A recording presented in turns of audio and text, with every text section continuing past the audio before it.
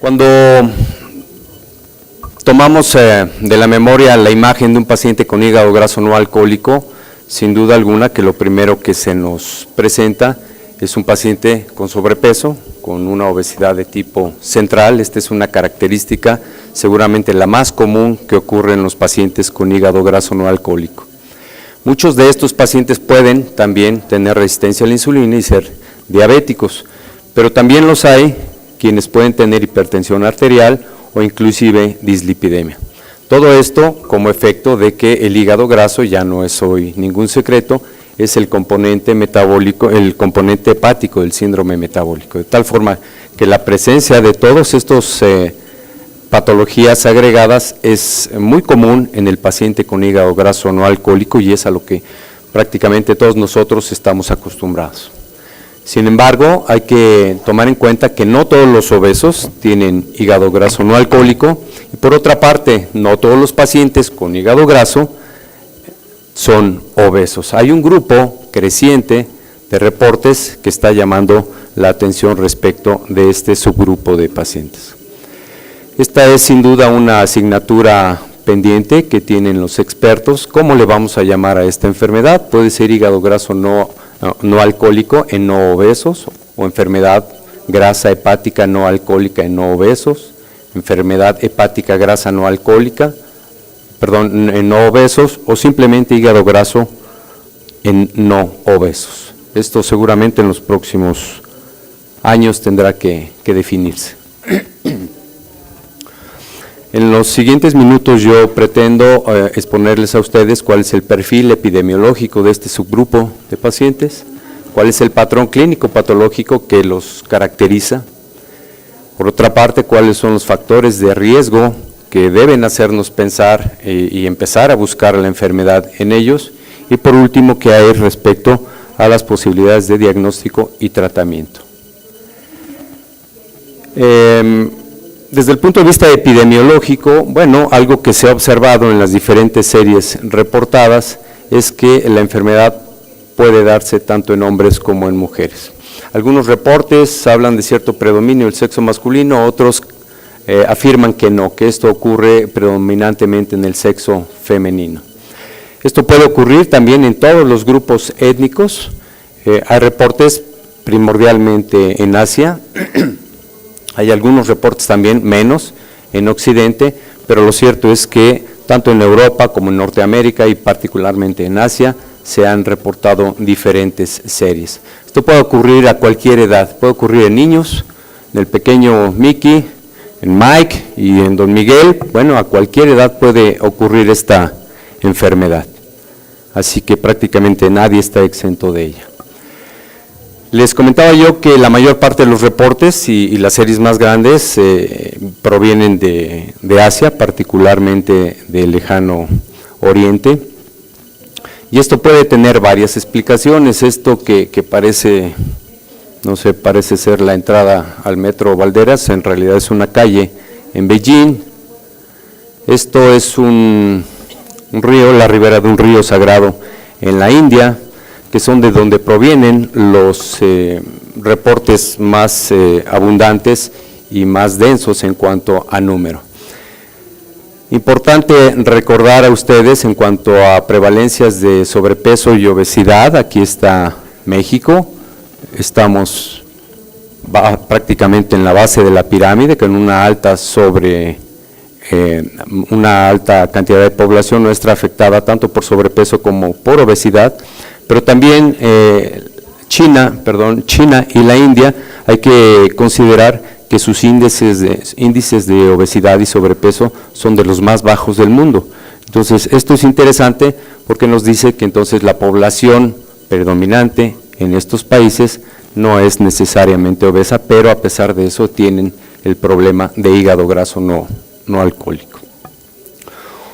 Una variable muy importante cuando consideramos el hígado graso en no obesos es que los rangos de calificación para sobrepeso y obesidad en base al índice de masa corporal, para empezar, no son los mismos. En Occidente, todos ustedes saben que hablamos de sobrepeso cuando el índice de masa corporal está entre 25 y 30 y de obesidad cuando supera los 30. Sin embargo, en estos países que les he mencionado del Lejano Oriente, se considera como sobrepeso entre 23 y 25 y obesidad todo aquel que esté por arriba de 25. Esto al parecer justificado por su conformación morfológica. De acuerdo a las diferentes cifras que se han reportado, la prevalencia global se estima entre el 10 y el 30% de los pacientes con hígado graso pertenecerían a este grupo de no obesos. En Occidente los rangos están entre el 7 y el 21% y en Oriente entre el 3 y el 27%. Esta tabla que está tan densa en cuanto a información, me parece que a mí que es muy interesante, en primer término porque, bueno, vean ustedes, les decía yo que la mayor parte de los trabajos provienen del continente asiático, hay trabajos muy importantes, particularmente en Norteamérica, algunos en Europa, pero son muchos menos. Llamo su atención respecto de este trabajo de Kim, que se hizo en base precisamente a una base de datos muy importante en los Estados Unidos, con un número muy importante de población, más de 11,000 sujetos, en los cuales se tomó como rango para distinguir entre sobrepeso o no sobrepeso un índice de masa corporal menor de 25. Esto es inferior a lo que estamos nosotros considerando como obesidad. En realidad serían pacientes con sobrepeso para arriba. Y lo que él encuentra, bueno, pues es una cifra bastante elevada, 21.2% de hígado graso. Las otras series de origen asiático, vean ustedes, los rangos pues son muy variables, pero están desde un dígito hasta 20 cuando mucho. En esta otra lámina les presento 8 trabajos, los cuales también me parece que tiene bastante información de utilidad para nosotros. La primera, otra vez, solamente un estudio europeo, los demás provenientes del continente asiático, los números de pacientes, la mayoría de ellos con números significativos, por ahí alguno de 37, otro de 72, pero prácticamente todos con cifras importantes de casos. Algo que hay que destacar desde el punto de vista metabólico en el paciente que tiene hígado graso no alcohólico y que no es obeso, es que es frecuente el hallazgo en ellos de 2 condiciones. Una de ellas, resistencia a la insulina, en la mayoría de los casos. Otros reportan con mucho mayor frecuencia la presencia de hipertrigliceridemia. Esto ya nos está hablando sin duda alguna de un trastorno metabólico, sin embargo no parece estar tan asociada esta variante de la enfermedad con el síndrome metabólico como lo es el hígado graso entre los obesos. Este es el porcentaje de pacientes de estas diferentes series que tenían síndrome metabólico, que cumplía estrictamente con los criterios para hacer el diagnóstico, y prácticamente en todas las series, cuando se compararon con los obesos, la prevalencia de síndrome metabólico era menor entre los pacientes no obesos.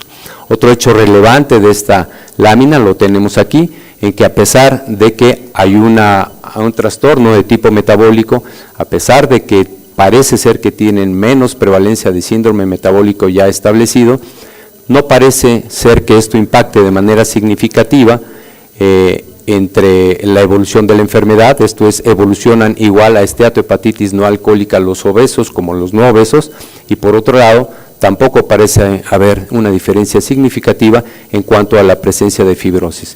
Esto es, parecería ser una variante clínicamente menos grave de la enfermedad, sin embargo, los resultados y la evolución tanto a esteatohepatitis no alcohólica como a fibrosis parece ser muy similar. Desde el punto de vista del perfil clínico de estos pacientes, tenemos que considerar 2 grupos importantes. Hay un grupo de pacientes que no son obesos, pero que tienen resistencia a la insulina y o dislipidemia, como ya les comenté. Algunos también podrían tener diabetes mellitus o hipertensión arterial. Pueden tener un hecho interesante en este grupo de pacientes no obesos, es que se ha podido documentar que en un gran número de ellos reportan un reciente aumento de peso. Esto es sin rebasar el índice de masa corporal, no son pacientes con sobrepeso, no son pacientes con obesidad, sin embargo, estos pacientes reportan que en los últimos meses habían notado ya cierto incremento de peso, aún estando en rangos de no sobrepeso y no obesidad. Otra característica que se ha reportado en algunos de estos pacientes es el aumento en el perímetro tanto del cuello como de la cintura, y esto sin duda alguna va en función del depósito de grasa a nivel visceral. Se consideran como pacientes metabólicamente obesos con peso normal. Y sin duda alguna es que este es el grupo de mayor riesgo para el desarrollo de hígado graso no alcohólico y esteatohepatitis no alcohólica. De ahí entonces que muchos grupos de expertos están recomendando que si tenemos un paciente metabólicamente obeso pero que tiene peso normal, se busque en ellos la posibilidad de que tengan fibrosis. Por otra parte, hay otro grupo de pacientes, recordemos que los obesos, hasta un 30% de ellos, no tienen ningún otro componente del síndrome metabólico, simplemente son obesos y así van a permanecer el resto de su vida. Estos pacientes en particular tienen muy poca grasa visceral y consecuentemente tienen menos grasa a nivel hepático. A estos se les conoce como obesos metabólicamente sanos, de tal forma que podríamos identificar dos grupos de pacientes, unos sujetos metabólicamente obesos pero que tienen peso normal y otros obesos que son metabólicamente sanos.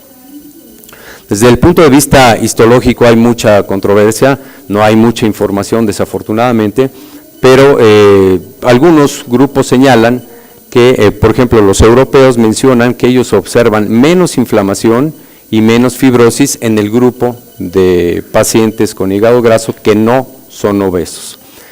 Sin embargo, en Asia hay mucha coincidencia respecto a que varios grupos reportan poco más esteatohepatitis no alcohólica y fibrosis entre este grupo de no obesos. Este reporte último que les cito a ustedes es un reporte de la India, donde hasta el 31% de los pacientes no obesos tenían esteatohepatitis no alcohólica y 2.4% de su muestra tenía ya cirrosis hepática. Lo cierto es que todavía no hay un consenso, no hay un acuerdo al respecto. Un hecho desde el punto de vista fisiopatológico relevante es la presencia de grasa visceral, que al parecer afecta tanto a obesos como a no obesos. Recordemos que el tejido adiposo, en particular el tejido adiposo que se ubica a nivel abdominal, es un tejido que tiene una gran actividad tanto desde el punto de vista metabólico como inmunológico. No es solamente un depósito de energía, es un tejido prácticamente vivo y bastante activo. Tiene algunas características cuando se deposita a nivel visceral.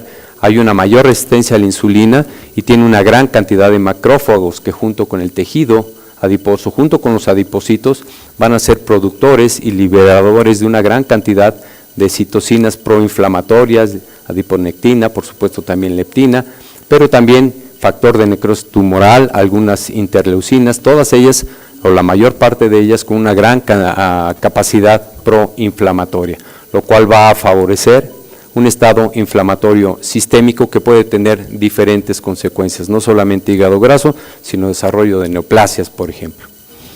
¿Qué tan importante es esta grasa visceral? Bueno, espero que alcancen a ver todos a detalle estas imágenes de tomografía donde tenemos dos sujetos obesos, ambos con cantidades muy similares de grasa corporal, 738, 728 centímetros cuadrados en uno y en otro caso. Pero hay diferencias. Este sujeto tiene una obesidad central, es una obesidad, el contenido de tejido adiposo visceral en él es el 75% de su masa grasa, mientras que este otro tiene una obesidad periférica y su grasa visceral solamente llega al 20%, me parece. ¿Qué diferencias establece esta distribución tan diferente? Bueno, por un lado, este es un sujeto masculino que además es diabético, tiene dislipidemia y tiene por supuesto hígado graso. Y esta mujer que tiene un contenido de grasa muy similar a él, pero con una distribución diferente, tiene triglicéridos y una curva de tolerancia a la glucosa normal y no tiene hígado graso. Entonces todo indica que además de la cantidad, bueno, por supuesto, es que la distribución son determinantes para el desarrollo de esta enfermedad. Así entonces, la grasa visceral puede afectar tanto a los obesos como a los no obesos. Sin duda alguna, se asocia con el síndrome metabólico y con algunos de sus componentes. Hasta el día de hoy, la evidencia señala que la grasa visceral es clave, es determinante en la fisiopatología del hígado graso, tanto del obeso como del no obeso. Y bueno, les reitero a ustedes este concepto importante. Es más importante la distribución que la cantidad de grasa corporal cuando hablamos de hígado graso no alcohólico, particularmente en los no obesos. ¿Cómo medimos esta grasa visceral? Bueno, sabemos que tradicionalmente en el paciente obeso, esta es una buena forma de evaluar su contenido de grasa, medición de la cintura. Sin embargo, en el paciente no obeso esto es diferente, no es una buena forma de evaluar la cantidad de grasa, porque lo único que vamos a conseguir con esta cinta métrica es evaluar la cantidad de grasa subcutánea. Lo que se recomienda en estos pacientes es utilizar lo que se conoce como diámetro abdomino sagital, que es una medida poco complicada porque se requiere de este instrumento en el cual se va a medir precisamente en sentido sagital cuál es el diámetro del abdomen, y esto nos puede reflejar de manera muy aproximada cuál es el contenido de grasa visceral en los diferentes pacientes. Esto es mucho más confiable que el índice de masa corporal porque, bueno, esto va a salir normal, y por supuesto que esta medición que estamos acostumbrados a utilizar en los obesos. ¿Cuáles son los factores de riesgo metabólico en este subgrupo de pacientes no obesos? Bueno, uno de ellos es la resistencia a la insulina, que ya les mencioné, que es bastante frecuente. Este autor reporta con la idea de hacer así como un score para poder evaluar riesgos. Él dice que la prevalencia, en mujeres particularmente, la prevalencia de hipertrigliceridemia, resistencia a la insulina, hipertensión y bajos niveles de HL son mucho más comunes entre estas mujeres no obesas que entre los obesos. Es importante hacer énfasis en que el aumento de peso, aún en rangos de índice de masa corporal, esto es, que no rebasan 25, puede inducir el desarrollo de hígado graso no alcohólico. Así es entonces que un sujeto no obeso que tenga este incremento de peso, aunque se mantenga por abajo de 25, podría estarnos dando la señal de que está empezando a tener cierto grado de daño hepático. La dieta es otro factor de riesgo importante, en particular el consumo exagerado de colesterol y de fructosa. Recordemos que muchos de estos pacientes lo que en realidad tienen de fondo son malos hábitos de alimentación. Estos pacientes no obesos no es que coman más, sino que comen mal, comen peor seguramente, porque su consumo de colesterol y de fructosa, particularmente en bebidas como estas, donde el contenido de azúcar son entre 12 y 13 cucharadas por cada uno de estos envases. Hoy prácticamente en todos los alimentos industrializados ustedes van a encontrar con letras muy chiquitas, muy pequeñitas, que dice que contienen fructosa. Entonces, el consumo de este tipo de alimentación favorece en mucho el desarrollo de daño hepático, esteatosis y daño hepático. También desde el punto de vista genético se ha encontrado que hay una cierta predisposición. En términos generales, este polimorfismo, el PNPLA3, sabemos ya desde hace tiempo que se asocia al desarrollo de hígado graso no alcohólico y es particularmente o está particularmente elevado en la población mexicana. Sin embargo, también se ha encontrado asociado entre los sujetos que tienen la variante no obesa del hígado graso no alcohólico, y por ahí hay ya algunos reportes novedosos de algunos otros polimorfismos como el SETP y este factor 2 asociado al elemento regulador del esterol, que también parece ser que tienen cierta asociación con el desarrollo de hígado graso en sujetos no obesos. ¿Cuál es el pronóstico del paciente no obeso que tiene hígado graso no alcohólico? Bueno, también aquí tenemos reportes controversiales, aquí yo les presento dos. Este hace un seguimiento a 11 años en donde se documenta un mayor grado de mortalidad entre sujetos no obesos que tienen hígado graso no alcohólico. En este otro reporte les presento dos gráficas donde nos muestran, es un seguimiento interesante también, 84 meses, se comparan 235, todos con hígado graso, 235 obesos contra 72 no obesos, y en la biopsia los no obesos mostraron menor actividad y mejor pronóstico. La fibrosis se asoció con ellos con cierto grado de elevación de creatinina y triglicéridos. Lo que ven ustedes aquí es el reporte de histología. Estos son, no alcanzo a ver muy bien, pero son los pacientes no obesos, estos son los obesos, y bueno, el grado 0, es mucho más amplio entre los pacientes no obesos. El mayor daño aparece entonces desde el punto de vista histológico, de acuerdo a este reporte, en los sujetos que tienen la variedad de la enfermedad y que además son obesos. En cuanto al pronóstico, esta es la sobrevida que hicieron ellos, seguimiento hasta 84 meses, y bueno, se alcanzaron mejores niveles de sobrevida entre el grupo de los no obesos que entre los obesos. De tal manera que bueno, todavía parece ser que hay por ahí algo de controversia. ¿Cómo hacer el diagnóstico de esta enfermedad? Bueno, básicamente en base a los estudios de imagen y por supuesto en el mejor de los casos con una biopsia que tenga una esteatosis por arriba del 5%, o bien en aquellos que ya tengan esteatohepatitis no alcohólica y que tengan un índice de masa corporal, perdón, aquí esto es correcto, esto es un índice de masa corporal menor del 30. ¿Qué tenemos que hacer con estos pacientes cuando por hallazgo se encuentra alguno de estos cambios? Bueno, investigar la presencia de enfermedad metabólica.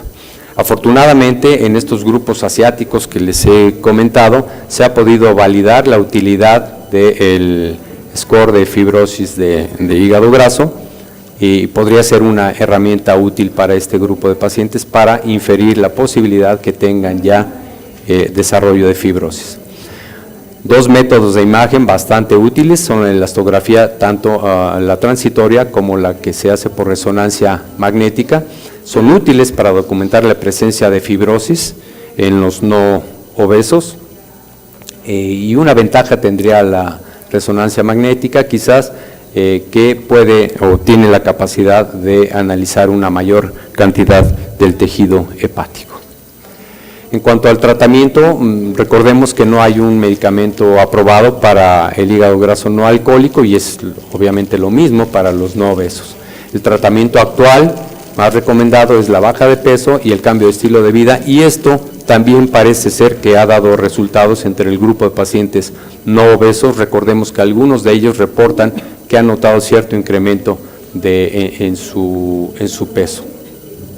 Todo parece indicar entonces que la actividad física reduce la grasa, específicamente la que se ubica a nivel visceral, y mejora entonces la condición metabólica en términos generales del grupo de pacientes con hígado graso, incluidos los no obesos. Quiero concluir entonces con ustedes que en primer término no todos los obesos tienen hígado graso no alcohólico, ni todos los pacientes con hígado graso no alcohólico son obesos.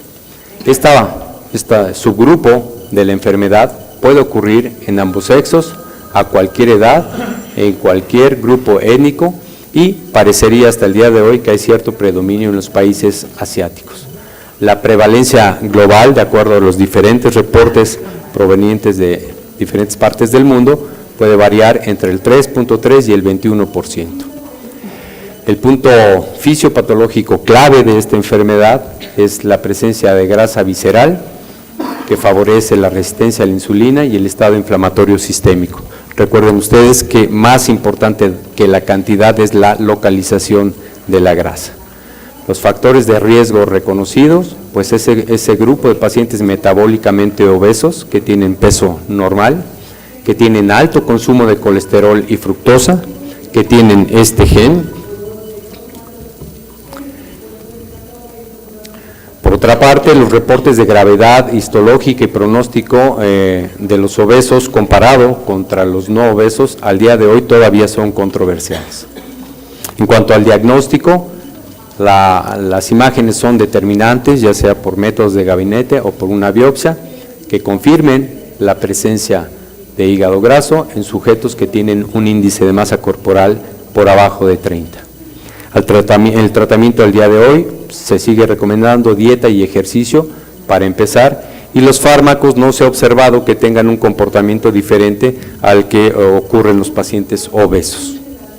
Así que si su paciente con hígado graso, que no es obeso, pero a lo mejor es diabético, bueno, hay que darle por ahí un manejo que lo estabilice desde el punto de vista metabólico. Sería exactamente lo mismo que para los obesos. Esta es entonces una variante clínica emergente de la enfermedad conocida como hígado graso no alcohólico, que requiere una mayor atención de parte de nosotros y una búsqueda intencionada en los grupos de riesgo. Muchas gracias.